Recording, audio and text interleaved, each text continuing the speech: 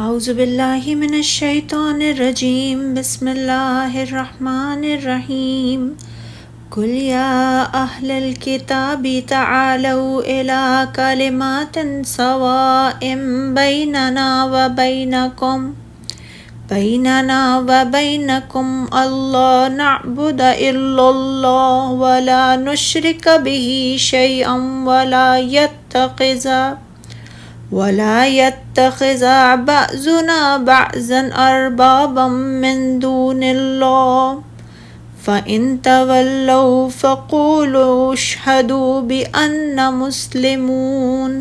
آپ کہہ دیجئے اے اہل کتاب، ایسی بات کی طرف آؤ جو ہمارے اور تمہارے درمیان یکساں ہیں، یہ کہ ہم اللہ کے سوا کسی کی عبادت نہ کریں اور اس کے ساتھ کسی کو شریک نہ ٹھہرائیں، اور ہم میں سے کوئی اللہ کے سوا کسی کو رب نہ بنائے۔ پھر اگر وہ منہ موڑیں تو تم کہہ دو اس بات کے گواہ رہو کہ بے شک ہم اللہ کے فرما بردار ہیں۔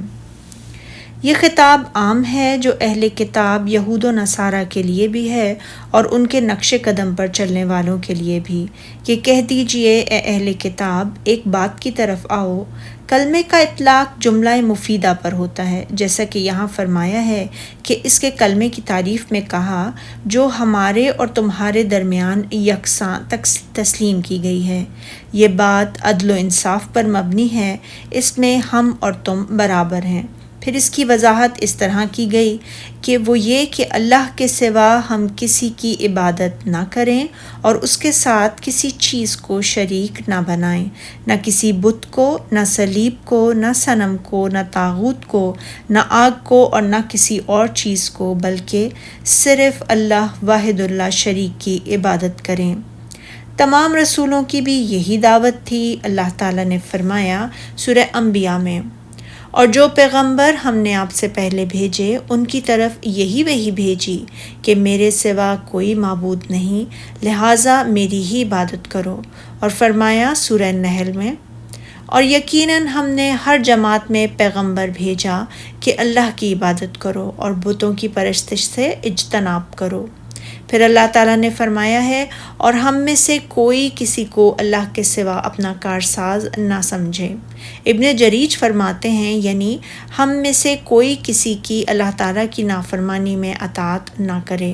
اگر یہ لوگ اس بات کو نہ مانیں تو ان سے کہہ دو کہ تم گواہ رہو کہ ہم اللہ کے فرما بردار ہیں۔ یعنی اگر وہ لوگ اس عدل و انصاف اور اس دعوت کو نہ مانیں تو تم انہیں گواہ بنا لو کہ تم اس اسلام پر عمل پیرا ہو جسے اللہ تعالیٰ نے تمہارے لیے مقرر فرمایا ہے۔ وہ نامہ مبارک جو نبی کریم صلی اللہ علیہ وآلہ وسلم نے ہرقل کی طرف ارسال فرمایا تھا، اس میں لکھا تھا، جس کا ترجمہ ہے کہ اللہ کے نام سے شروع جو بڑا مہربان نہایت رحم والا ہے، محمد رسول اللہ کی طرف سے روم کے بادشاہ ہرقل کے نام، سلام ہو اس شخص پر جو ہدایت کی پیروی کرے۔ حمد و ثنا کے بعد میں تمہیں اسلام کی دعوت دیتا ہوں، مسلمان ہو جاؤ، سلامت رہو گے۔ اسلام قبول کر لو، اللہ تعالیٰ تمہیں دگنا اجر و ثواب عطا فرمائے گا۔ اگر تم نے نہ مانا تو پھر کسانوں کا گناہ بھی تم پر ہوگا۔